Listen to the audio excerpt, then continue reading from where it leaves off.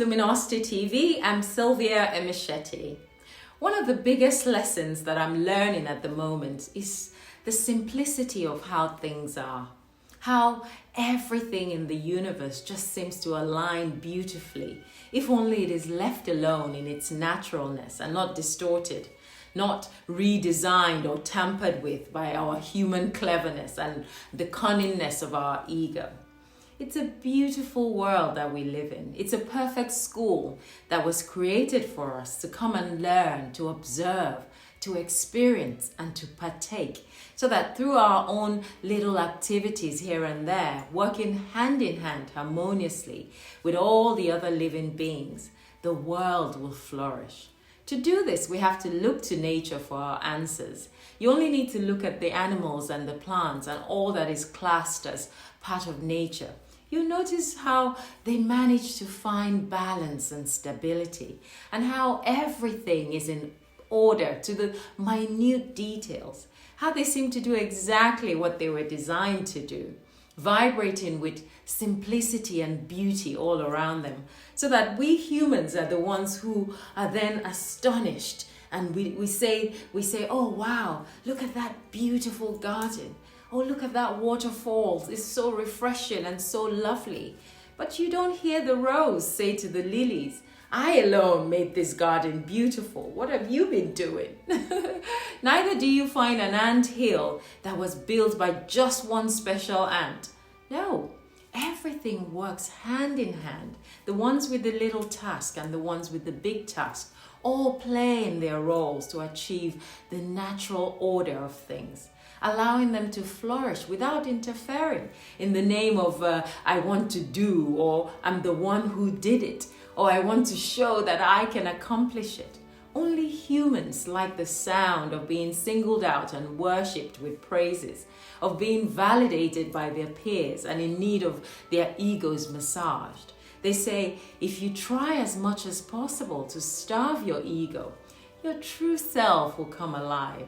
So the question we should ask ourselves in any situation is, what did I really do? Do I deserve all of these praises? What is the intention behind what I do? Am I really the one doing? Or am I just being guided to be a part of what is getting done? Am I contributing my own little part to the whole balance of things? Or am I just working to benefit my own ego? It's so simple in nature and yet so complicated in us humans. We cannot achieve anything without the help and assistance from each other and from the unseen forces that guide this world. Think about it. A building that needs to be built. One person says, I built this house. But did he really? Think of the architects that drew up the plans. Think of the painter that mixed the paint, the lady that hung the curtains, the plumber that fixed the bathroom. Yes, he may have been the one that provided the money for all that to happen, and he may be the one who's going to live in the house, but it took several hands for it to be built. Just like it took several flowers to make the garden beautiful, several drops of water to make the waterfalls, and several ants to build the ant hill. So if we always see ourselves and each other as a vital part of making this whole creation happen, then we'll learn to speak from a place of humility when we find ourselves uttering the words, I did it. If you were conscious enough to notice from the big, gigantic wheel that's turning to the small, fine, delicate nuts and bolts that have been screwed into place so that your life can happen, so that you can come into existence, so that you can have the audacity to be able to do. Wow. You will humble yourself. In fact, you'll feel unworthy. Both seen and unseen hands that are plowing and plodding away, only so you can say, I did it. So what did you really do? Look around you. We don't do. We partake in what has already been done. We wake up in this circle of life, hustling and bustling, thinking that we're doing, that we are creating. We didn't create. At best, we are invited to partake in what is being created, or we are inspired to allow our talents to unfold so that we may be permitted to say, I did it. To be able to wake up in the morning, you can't create that, and neither can you stop it. So the day has been created. You were invited to join into it. And tomorrow, who knows?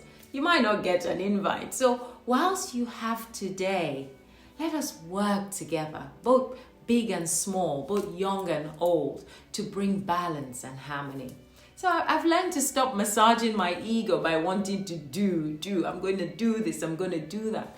But to see myself as a part of what has already been done, of which I'm only waiting for the right timeline for it to unfold. In the last 6 months, I had this longing for something to unfold, for something to happen. And I really needed help. And I knew that it wasn't something I could get done myself. I thought about going out to look for someone who could do it, or putting an advert out, or making phone calls to my friends and telling everybody what I would like done. But I waited in silence. I kept it all in to myself. And I thought, in the perfect timeline, I bet you this will happen. And recently, a dear friend called me, and I hadn't spoken with him for a long time. And whilst we were chatting, he mentions exactly what I needed done. I was in shock. In fact, my goosebumps had goosebumps, because I knew in that moment that he was directed and inspired to call me for that thing that I was searching for. I'm sure that you have experienced this in your life at one time or the other, where effortlessly what you've been seeking literally drops on your laps. There are laws in this creation that match each of us to the right moment, to the right person, to the right situation. If we just learn to hold still sometimes and not try to interfere and be seen as doing, because it is so automatic that if it's yours, it is done. You only need to be patient and wait for the timeline.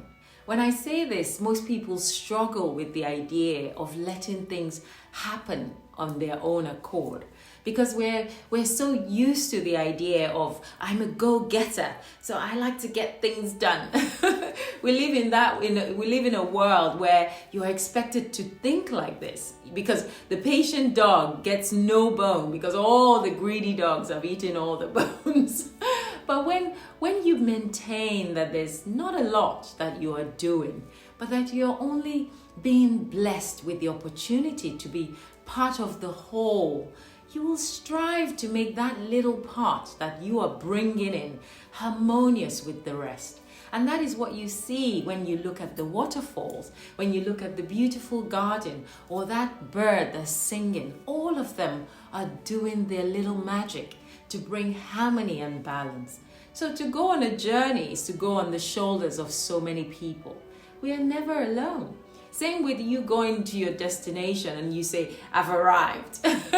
We are never alone on our journey. Someone put your luggage in the car. Someone drove you to the airport. Someone is going to fly the plane to get you there. Someone will then drive you to your hotel room. Someone will show you to your room. And then you get to sit on the bed when you arrive and unpack your stuff and say, I've arrived.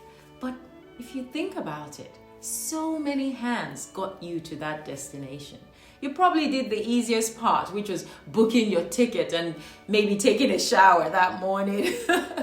So in truth, we are merely partaking. The more we learn to observe the world through the lens of a child, rather than letting the ego interfere, the more we will align ourselves and find a balance with the universe.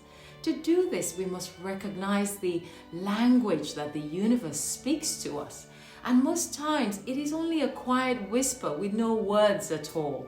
But if we're too loud and too arrogant, we'll miss it.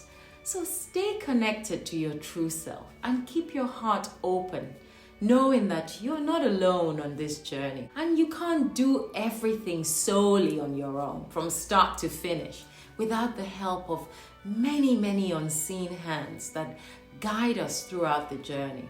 But we must allow that help to be able to flow to us by being open to it. So that when that phone call that you've been waiting for comes, wow, you'll hear it loud and clear, knowing that you're doing your best to be a good part of that whole, and that you are riding on the back of many unseen hands that guide us throughout our journey. So happy traveling and bye for now.